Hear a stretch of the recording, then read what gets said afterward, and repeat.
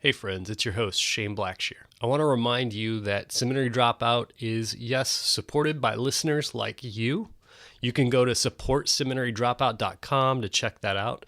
But also, Seminary Dropout is sponsored by Compassion International. I'm so excited to be partnering with Compassion. Compassion is the world's leading authority in holistic child development through sponsorship. They take care of kids, in some cases with prenatal care, and go all the way through leadership development for qualified young adults and everything in between. In a future episode, I'm going to talk about my personal experience with Compassion International, but I highly recommend that you support them, that you sponsor a child. I have for many years, and I'll be talking about that too in that upcoming episode. But for now, go to compassion.com/dropout and check out what they do and sponsor a kid today. All right. You're listening to Seminary Dropout, and I'm your host, Shane Blackshear. In cooperation with missioalliance.org, straight from my house in Austin, Texas to yours, interviews with leading Christian authors, leaders, and thinkers, because good theology should be for everyone. This is Seminary Dropout. Let's go. My guest is Esther Emery. Esther used to direct stage plays in Southern California, but that was a long time ago. Now she lives with her husband and 3 children off the grid in a yurt, tending to 3 acres in the foothills of Idaho's Rocky Mountains. She writes about faith and trying to live a fearless and free life.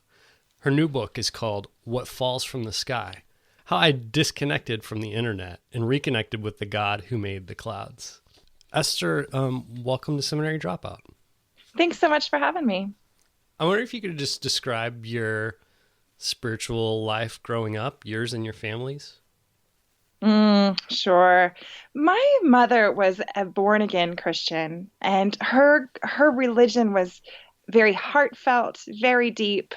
She would go to church and she would weep.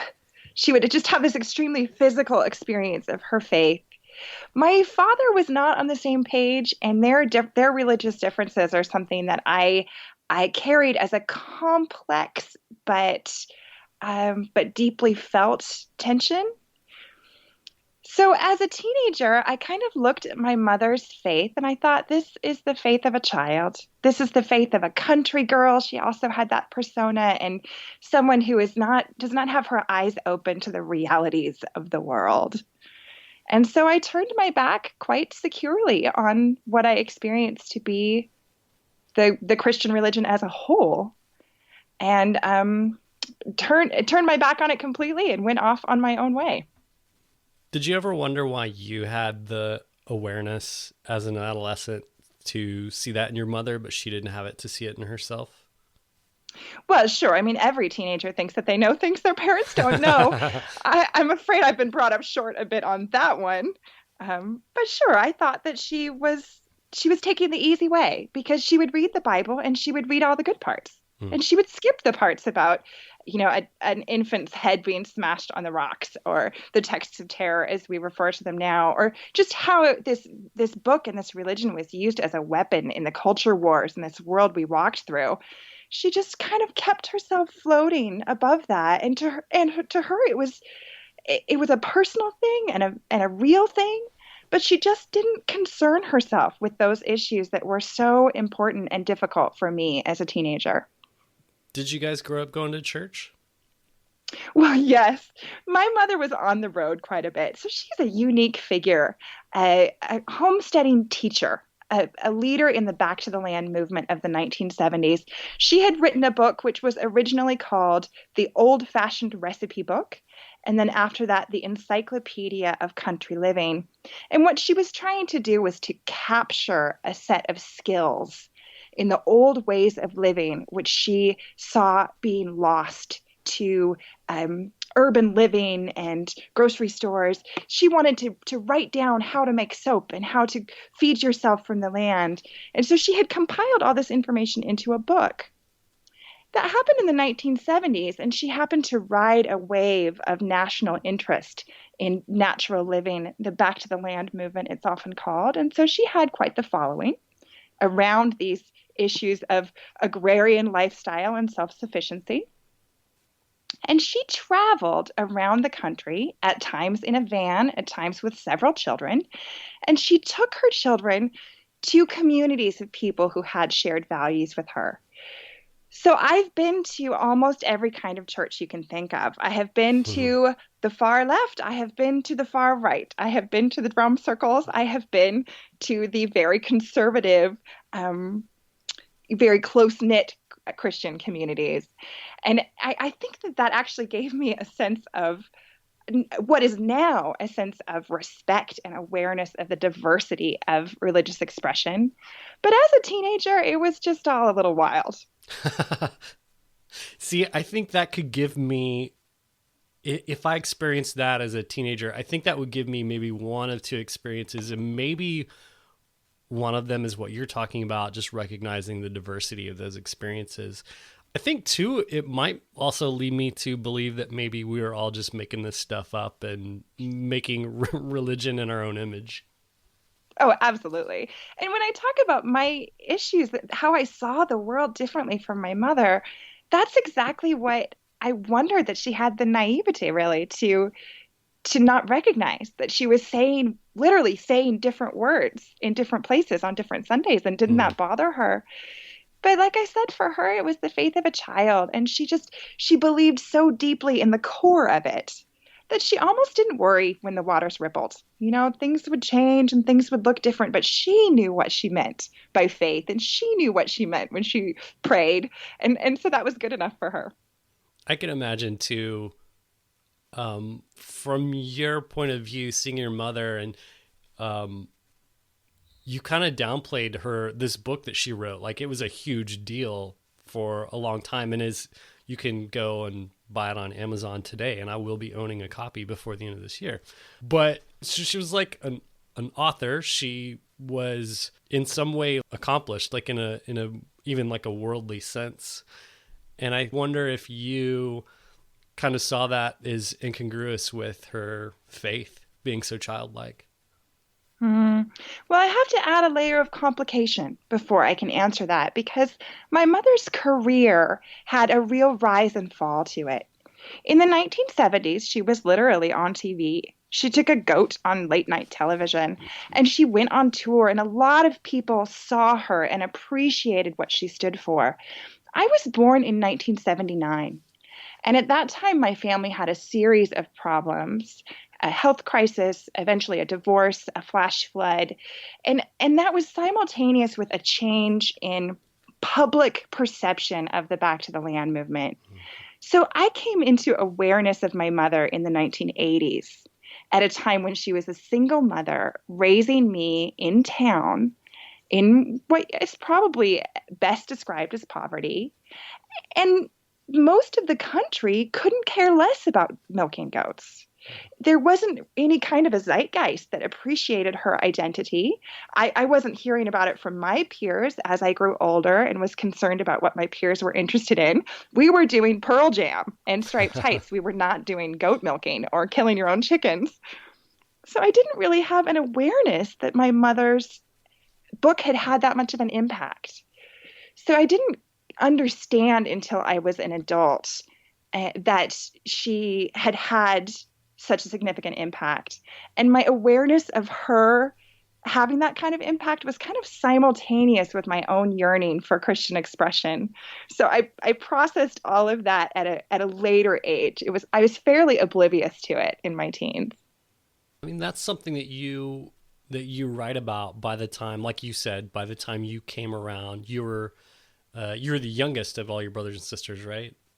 Yeah. Yeah. Mm-hmm. So I can see how your mother writing a book like the one she did, really appealing to kind of that last wave of the 70s of hippies and countercultural movements going on, and that really fading away in the 80s, and going from living on, they had like an enormous farm, right? At some point. Mm-hmm. Nearly 400 acres Yeah. of I mean, that's ranch land. enormous. Going from that to what you got to experience, which was renting rooms in a big house and, having to share a room with your mom, right?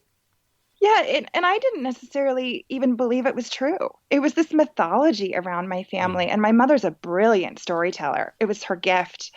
And so I'd hear her stories and I would see how they would capture people. And it took me until I had my own feet on the ground to really separate fact from fiction there, to say, oh, she wasn't just telling a beautiful story. I can now meet these people. I can now be introduced to these people whose lives have been transformed by my mother's work. I can now see her name in these newspapers. Someone contacted me, or actually I contacted her this last summer because she had done her graduate thesis for her PhD on my mother. Oh my So gosh. I know what a turnaround, right? From legitimately believing that she was a has-been or washed Mm. up or some relic of an America that really had died and gone away. Let's fast forward a little bit. You were a really successful and up and coming stage director for a long time. Um, Hmm. what tell us about the story about what brought you away from that. What brought me away from theater directing? Yeah. Sure. So I loved the theater like it was my family. I had pretended my blood family didn't exist. It was so complicated. It was so traumatic for me. And I really adopted the stage world as my family and as my life. I married someone who was just as passionate about theater as I was, and we kept time by doing plays. We almost didn't have our feet on the ground because we were so immersed in this world of producing entertainment and producing quality entertainment. We had children, and on the first baby, I kind of held it together. And on the second baby, I completely didn't hold it together. Our marriage went into crisis. My career also went into crisis. I wasn't able to hold up really anything. And what happened was that in the moment of my crisis, it was like the the window drapes got opened or the cloth got whisked away, and you could just see that inside I was completely a shambles. I had been doing successful work and I had been going through my life and I had been producing quality work, but on the inside, I didn't have anything solid to stand on. So I found I had no choice but to address some really deep issues in my life. I think that must be the concept of like the story of someone's kind of life or at least personal life kind of falling apart, but being surrounded or having a really strong career. I mean, that's like a very old story, right? But, and I think, I wonder if a lot of times, um, it is because people are so, those people who are super competent at their jobs are even at more risk for that, because I think we really, just as humans, we like to run towards our competencies. And Hmm. and a lot of times it's so much more easy to be competent at our jobs than it is at our interpersonal relationships. Oh, yeah, absolutely. And I think that when I needed to heal my marriage, so let's just recognize that I had a crisis in my marriage. And when I needed to heal that, I was entering into a space where I had very little competency because I hadn't resolved the issues from my birth family. And I think this is very common too, that we kind of hide our traumas or we push them down from our childhood. And then we just hope, that we'll make it through somehow. And then you discover at some point, wow, I haven't done the work here because I need to now save my marriage. And I was still very much in love at this point. I still had something to save, but I didn't have that competency. Just as you said, it took a great deal of risk for me to turn towards that area. Did you see um, the internet as a problem back then for you? Sure. At that point, I was becoming a stay-at-home mom. I had been living and breathing the theater for 10 years, barely even eating, just constantly addressing my passion for creating great storytelling for the stage. And then what Nick and I decided to do was to move across the country so that he could have a better paying job and I could be a full-time stay-at-home mom. It was it was brutal. It was such a dramatic shift and such a painful one for me. I can't even describe it. That I just went from it was like going from constant lights and noise to a small padded room. And what I ended up doing was spending every waking minute with a screen open. I would almost, the second that I woke up, I would roll over and get some screen open so that I felt like I had some connection to my people who were 2,000 miles away, or my life, which seemed to be in the past, to look at these kind of this sense of recognition or identity that was still expressed on the internet. And at that point, I realized I had an addiction problem. I was not able to give my full focus to my children or to my husband or to my new life. I couldn't even unpack my boxes because I was holding on so tightly to the internet as a lifeline in my difficult time. One of the things that you emphasized was that being a stay-at-home mom is not like a natural vocation for you. I mean, there are people out there who it really is, and they love the idea of staying home with their children, and that's a real calling that they live into.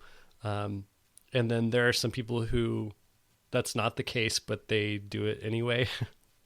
It seems like that was definitely the case for you. Yeah, I said that as marriage was to Juliet, homemaking was an honor that right. I dreamt not of.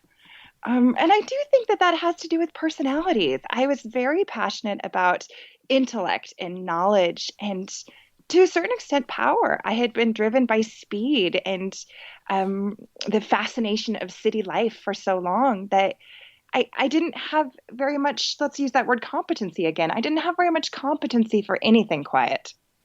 And preschool games or letters and numbers seemed to me a completely foreign world. And then simultaneous with that, I also was very uncomfortable in the kitchen, which is a primary obligation of the stay-at-home mom. Going back to the internet, because a lot of this, I mean, really that's the focus of this book, is how your life changed when you decided to quit the internet. Do you feel like you're an addictive person by nature? Well, sure. I'm a person who does extremes. I like to go all the way in or all the way out. I'm not good with halfway. And that certainly does lend itself to addiction. Do you remember the moment where you thought, for the first time, the idea came in your head that you were going to give it up? Sure. Well, I wanted to give up my cell phone. I was frustrated by my cell phone because it was a certain expense every month. And when I was working, it rang all the time. And when I wasn't working, it was frustratingly silent. And so I found myself kind of picking it up and almost willing someone to contact me to give me both companionship and some sense of validation that I was an important person. So I decided to cancel my cell phone service. We had a landline in the house. And it was at the moment that I was canceling my cell phone service and the person on the other end of the line was trying to convince me to keep it, that I made a joke. I said, I can't. There's no convincing me because I'm going for a year without a cell phone because I'm going to write a book about it. And it was entirely a joke. It came from no strong impulse whatsoever. I said it in hopes that I could make my husband laugh and myself laugh. And as it was coming out of my mouth, I thought, I've just written my future. I'm doing this. This is happening. And I've said a few times in the book that I believe God plants little seeds in jokes. And that's very much how it happened for me, that this tremendous transformation and healing that was available to me, I could never have faced it if I had faced it square head on. I wouldn't have been able to believe it if I had seen it head on. But because it came to me in a little laughter, it came to me in something that seemed very light, I was able to start down a road that really changed everything for me and for my family. In the beginning, you kind of almost went through like withdrawals, right? Yeah. Yeah. I mean, the very first day I actually failed.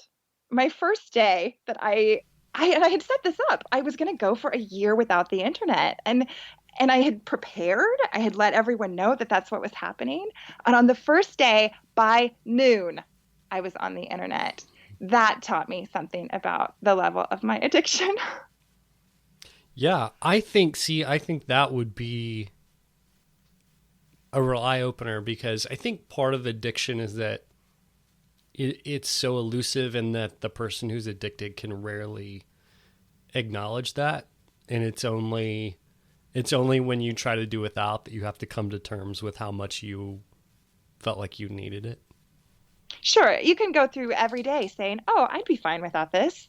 It's not a big deal." Then the moment that you actually do that, then you have some new realizations about yourself. Um, what did you miss most about it?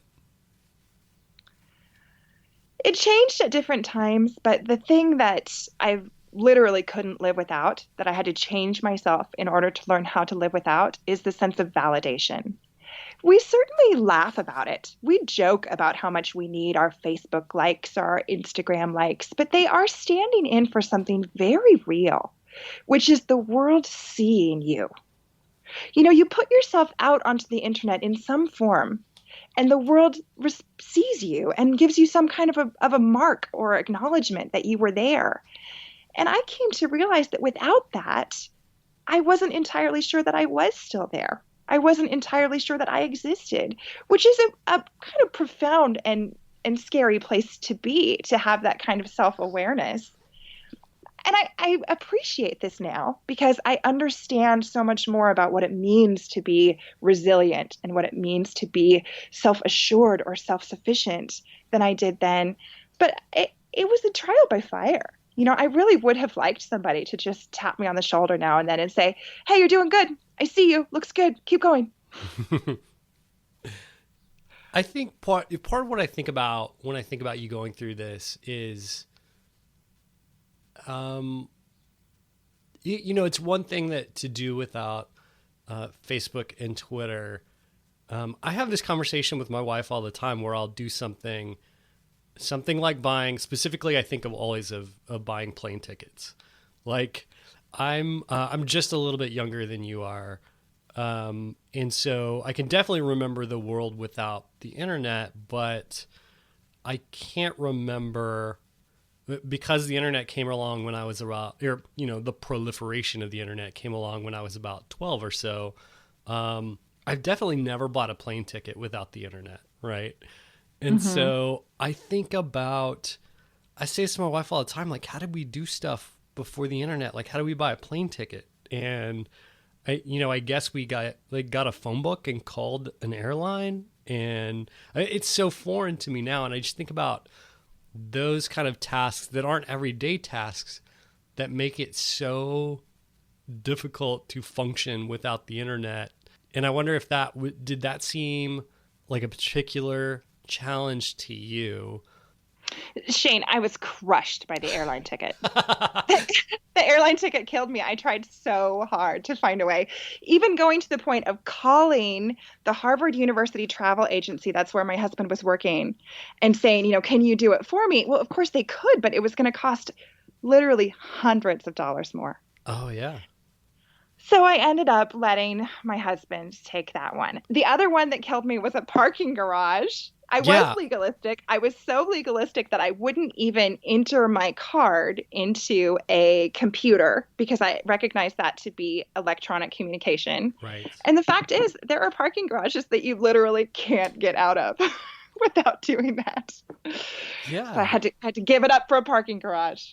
Well, one of the more like entertaining passages from the book was you doing your taxes, and when I was reading that, I said that's one that I definitely, if I were in your shoes, would have passed on to my spouse, because you got like printed forms and did your taxes like manually, like on a kitchen table with no computer.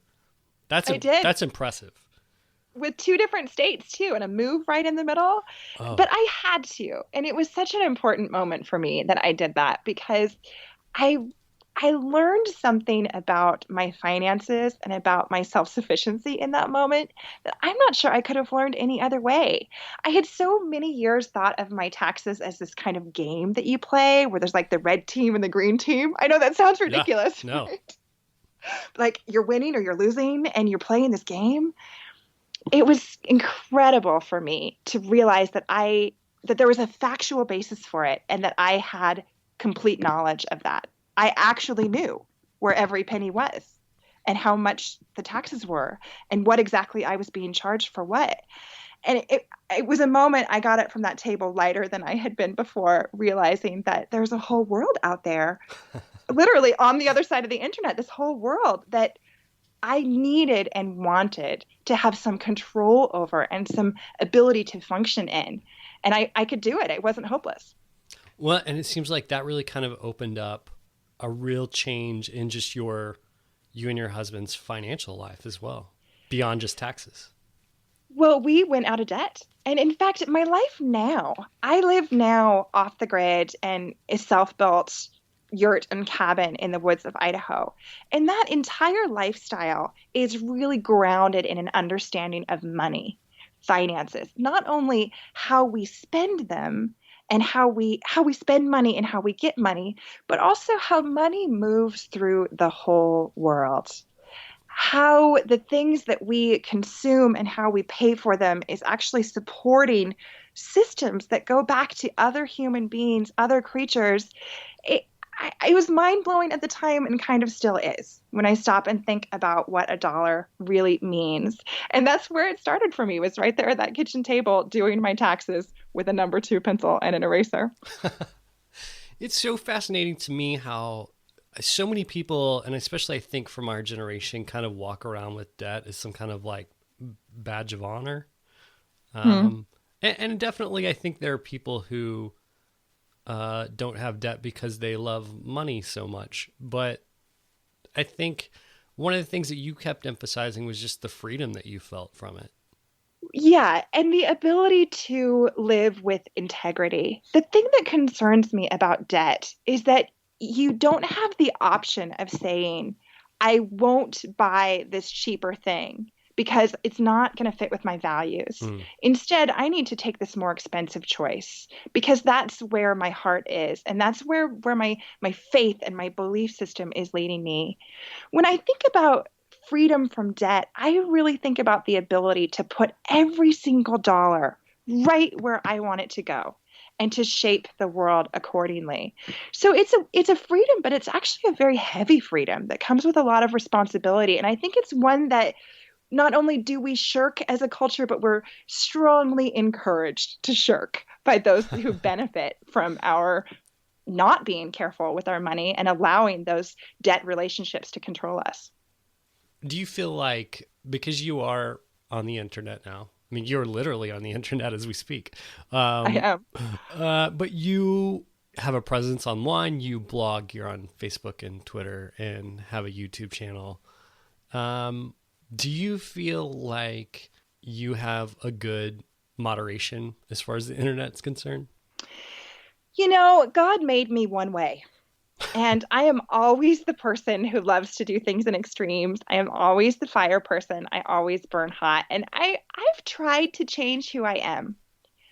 But I think what I've learned is that I build systems around who I am that are functional. So right now, I literally do not have internet in the place where I sleep. I literally only have internet for a few hours a day. And yes, that works. That's very manageable. Could I do it from sheer willpower? Shane, I'm not sure that I could. Honestly, I think I need that kind of structure because I still am who I am. Yeah, I'm pretty sure I could definitely not do it from willpower. I was just thinking as I was reading the book about my own addiction to the internet and mostly my phone. Like Hmm. I will check my phone at a stoplight. And I mean, like, it brings me no joy to admit this. Like every stoplight. Like any chance I get to, if I can just pull up my phone and look at it. Because in a 5-minute time, there's a decent chance that that there's some kind of notification from either Facebook or Twitter or Instagram or an email or a text. Like, those are 5 avenues with which someone could have sent me some sort of notification in the last 5 minutes. And I think it's just designed to be so, well, addictive. I don't know any other word for it than to, like, there's this, like, dopamine that goes to your brain every time you get one of those little notifications. Precisely. And the smartphones really bring it up a notch. It's interesting because I was in a way prescient when I was talking about my addiction experiences in 2009. At that point, the phone that I had given up was a flip phone. Remember those? Sure. Yeah. Yeah. Not even a smartphone. Right. So I was actually a little ahead of the level of addiction that I think many of us are experiencing now because the smartphones really are built a different way. My husband will tease me that he'll put his hand out for me to rub my thumb on if I want to rub my thumb on something. That's a great coping that's a real mechanism. thing. Absolutely. Absolutely. One of the things I was thinking about too when I was thinking about it is anybody has any kind of job outside the home, usually the internet is required in some way. A lot of people would get in a lot of trouble at their place of work if they went an hour without responding to an email or a text or something like that. And it seems really similar to people who have food addictions and talk about how difficult it is because that's not something you can quit cold turkey, right? Like we still have to eat for sustenance. It's not like smoking or drinking where you can say like, I will just stay away from it, permanently. And for so many people, that's the way we are required to carry this thing with us at all times that is also extremely addictive. Yeah, one of the most embarrassing things about my project at the beginning, and even now, is that I had limited awareness of the privilege I was experiencing by being able to be a stay-at-home mom. And I have to give myself slack because it really was a painful transition for me coming from the workforce into being a stay-at-home mom. But I didn't realize at the time how unusual it was for me to be able to drop off the internet completely. And I didn't realize until very near the end of my experiment what an incredible gift I had been given. I talked near the end about trying to stock up for the rest of my life because I knew that the reality of my life would be interacting, going back and forth, trying to create boundaries and structures and solutions. And this kind of paradise of silence was a momentary thing, a thing to be missed. One of the other things I think about with just the internet being around us all the time, and I think it's something you kind of alluded to a little bit in the book, that we're inundated with bad news on the internet all the time from around the world. And like legitimately bad news, like I can know about a car bomb that goes off somewhere across the world, or some natural disaster, or just really dark things that happen all over the world in a way that I don't think we used to be aware of. Like even just, obviously like 100 years ago, we were aware of those things, but even just before the internet, when we just had newspapers or the nightly news. And I find myself wondering a lot if like God just made us to be able to handle and take care of and respond to the bad news immediately around us. And if maybe we're just not capable of handling the entirety of the world's bad news every day. And it's not just bad news. It's bad news without the ability in most cases to have a meaningful response. That's the thing that I consider to be such a concern, is that we feel empathy. As God made us, we have hearts to feel. And so I find out that this is happening, and my heart wants to reach out and embrace that problem, whatever it is. But because of the distance and because of my own busyness and overwhelm, I may not be able to do that. So what naturally happens is that I create some numbness. Some defense mechanism because I can't do what is the authentic human response. And so then we build these very, very thick skins, which then, unfortunately, I think that dynamic comes back to our families and our homes, that we are more numb and more concerned with our screens than we are with the feelings of the person next to us because we've become habitual at shutting out this constant awareness of harm and suffering. And I think too that I think it's a proven phenomenon that when people have too many choices, they're more likely to not choose any of them. And I think, and I think about that in relation to what we're talking about. I mean, I've got good friends that I know personally who do really good work in Iraq, and I could help out with that. You know, I could give money and those things, and I do those things sometimes. But thanks to the internet, like I'm bombarded with tons of other choices that are also really good choices, but I think at the end of the day, sometimes make me choose to do nothing. Do you know what I mean? Absolutely. It's so overwhelming.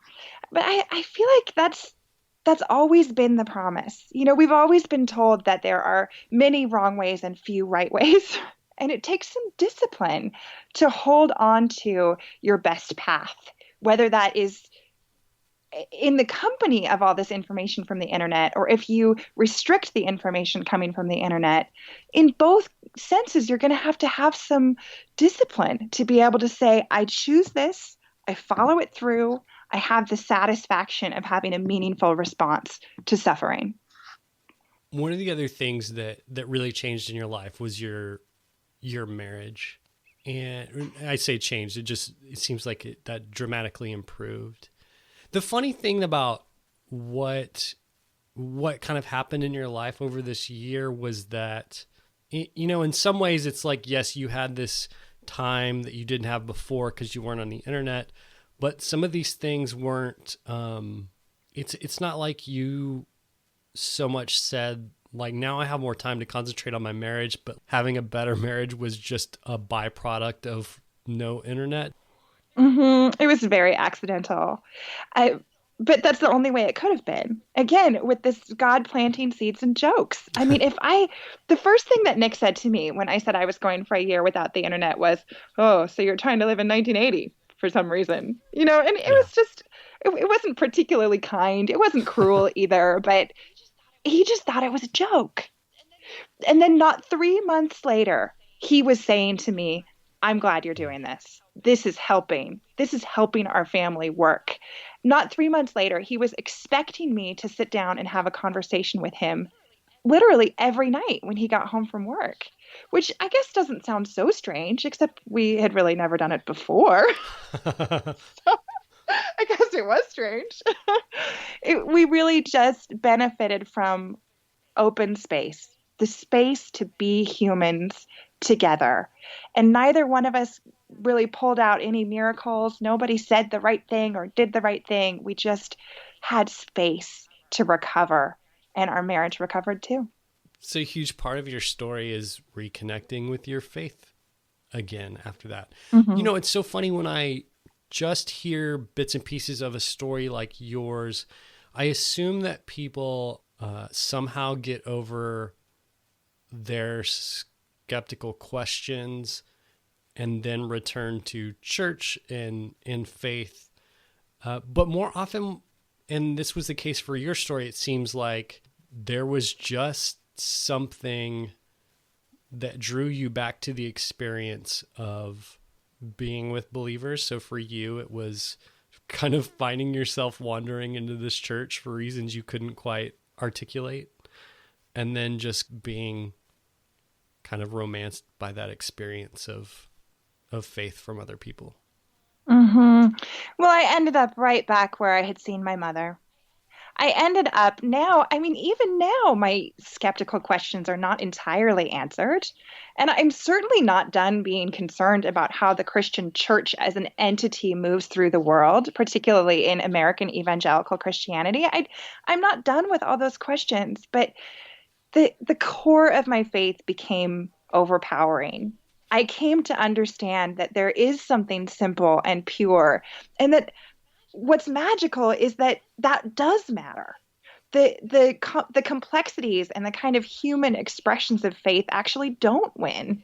The simplicity of being healed in faith by Jesus Christ really started to win for me.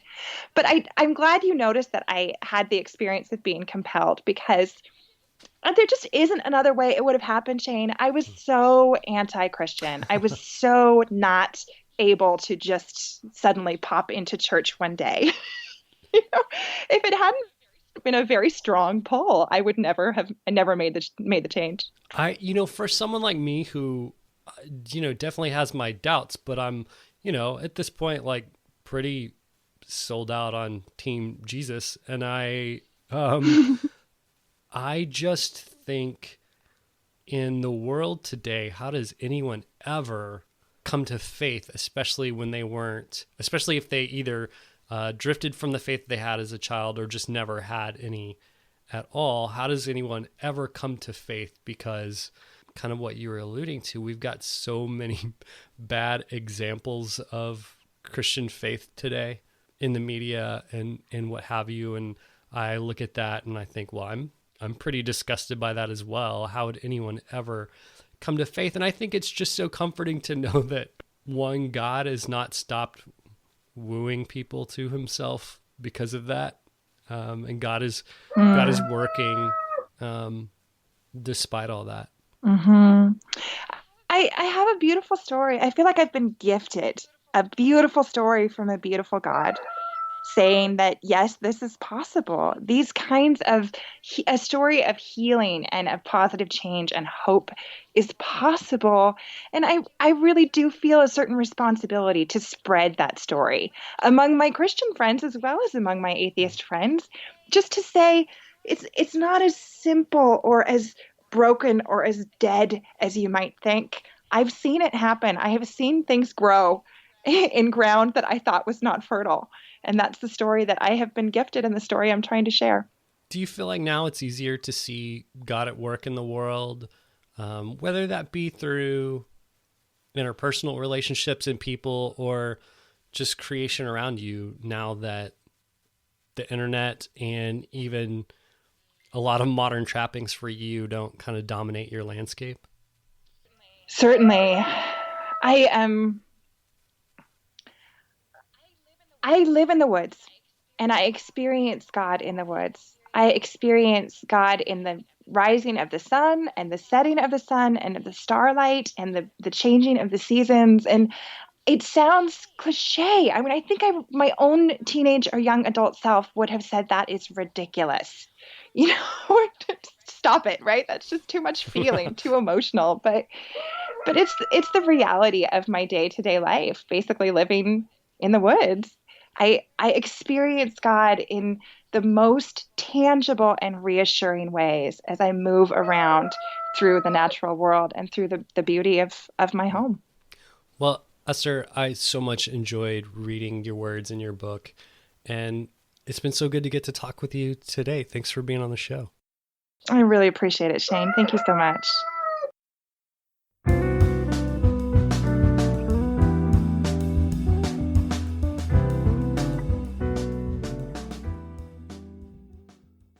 Thanks for joining me for another episode of Seminary Dropout. Remember, you can find all the show notes for this show and all shows at shaneblackshear.com. Oh, and hey, have you ever thought about starting your very own podcast? I bet you have. And I think you should do it. In fact, I've created a course just for you to teach you everything that I've learned over the last couple of years producing Seminary Dropout. So if you're interested in podcasting and want to learn how, go check out my course. You can go there by typing in podcastingforeveryone.org. And you can get a special discount by typing in the discount code Seminary Dropout, all one word. That'll give you 25% off. So go check it out. If you have any questions, let me know. Okay. Thanks to those that left ratings and reviews on iTunes this week. Remember, that keeps the show front and center. Also, remember, you can find me on Twitter at beardonabike. That's at beardonabike. Also, I'm on Facebook, facebook.com/ShaneBlackshear123. And remember that Seminary Dropout is listener supported. You can visit supportseminarydropout.com and press Become a Patron. Remember, this music you're listening to right now is by D.L. Rossi. You can find him online on iTunes and at dlrossi.com. All right, thanks again for joining me for another episode of Seminary Dropout. Stay tuned for next week's episode. Love you. Take care. I always seem to bring that, but there's still hope for me. This great